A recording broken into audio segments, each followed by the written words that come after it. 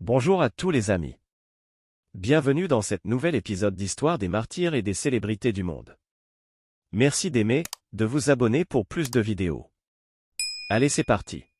7 juillet 2012. En ce jour du 7 juillet 2012, la mort de KMG, grand rappeur du légendaire groupe de rap des années 90 Above the Law. Né le 21 mars 1969, KMG fut un très grand rappeur actif sur la scène internationale depuis les années 80. Il fut l'un des membres fondateurs du légendaire groupe de rap Above the Law des années 80 à 90, un groupe de hip-hop noir américain, originaire de Californie. Ils sont les inventeurs du G-Funk. Above the Law est initialement formé par Cold 187 UM alias Big Hutch, KMG, Go-Mac et Digi Total Chaos. Le groupe est repéré par le rappeur Eazy-E, puis signé en 1989 à son label Rutler Records. Le groupe publie son premier album studio, Livin' Like Hustler. L'album est coproduit par Dr.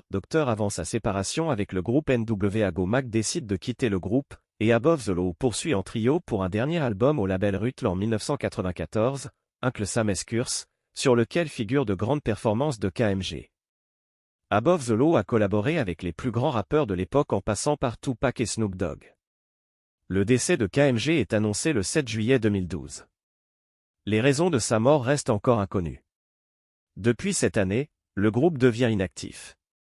Repose en paix KMG. 7 juillet 1865. En ce jour du 7 juillet 1865, Mary Surratt fut la première femme pendue de l'histoire des États-Unis. Elle était impliquée dans l'assassinat de l'ancien président des États-Unis Abraham Lincoln. Elle était impliquée dans l'assassinat du président des États-Unis Abraham Lincoln, le 14 avril 1865. Arrêtée, jugée et condamnée à mort, elle est une des 4 inculpées qui furent pendues après le procès des conspirateurs. Elle est la première femme exécutée ce jour par le gouvernement fédéral.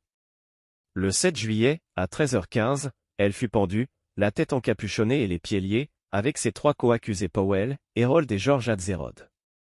Leurs corps restèrent pendus 25 minutes. 7 juillet 2021. En ce jour du 7 juillet 2021, l'assassinat du président haïtien Jovenel Moïse abattu par un commando. Le président haïtien Jovenel Moïse a été assassiné en ce jour du 7 juillet 2021 chez lui par un commando formé d'éléments étrangers, a annoncé le Premier ministre sortant Claude Joseph. L'épouse du président a été blessée dans l'attaque et hospitalisée, a précisé Claude Joseph. Vers 1h du matin, dans la nuit du mardi 6 au mercredi 7 juillet 2021, un groupe d'individus non identifiés, dont certains parlaient en espagnol, ont attaqué la résidence privée du président de la République Jovenel Moïse et l'ont abattu. Pour moi, cet assassinat est l'œuvre soit de la France ou des États-Unis, 2 États terroristes qui soutenaient Jovenel Moïse, qui devait quitter le pouvoir selon la Constitution le 7 février 2021. Depuis plusieurs mois, Haïti était secoué par des manifestations contre le régime corrompu et dictatorial de Jovenel Moïse, un homme doté d'une mortalité digne d'un animal qui était soutenu par la France, le Canada et les États-Unis. Pour rappel, les Occidentaux ont longtemps soutenu des présidents dictateurs en Haïti, le monstre sanguinaire François Duvalier en est une parfaite illustration. Jovenel Moïse a payé de sa vie pour sa collaboration avec les États terroristes que sont les États-Unis et la France. Si vous avez aimé, abonnez-vous pour plus de vidéos. Appuyez ensuite sur la cloche de notification pour ne jamais rater aucune de nos vidéos. Merci.